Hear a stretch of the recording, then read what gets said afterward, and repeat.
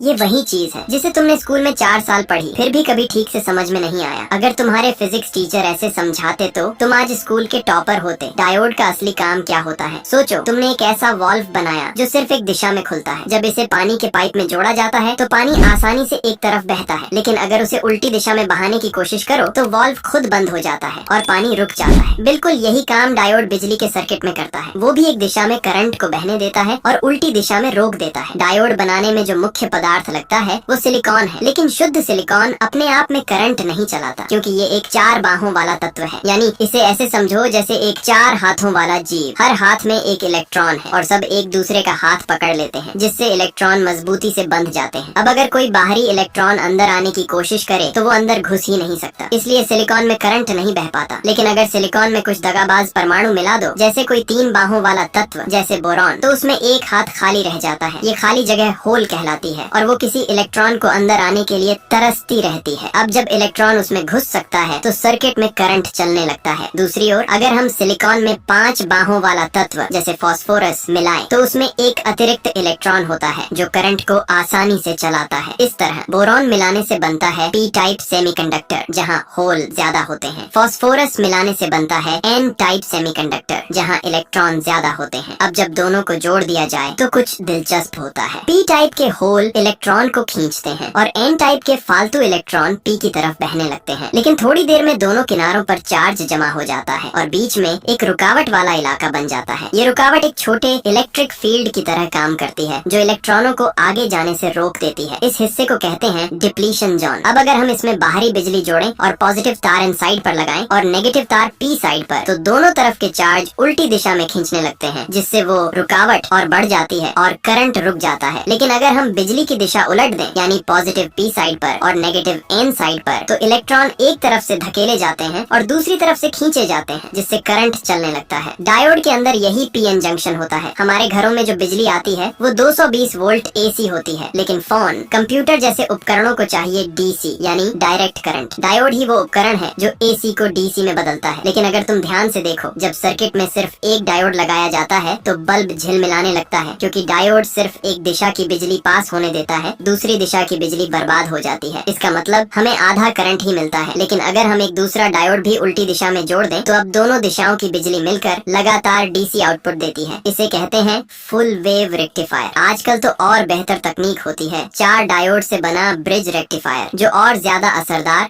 और स्थिर होता है। तो बताओ, अब तुमने डायोड का असली मतलब समझ लिया ना?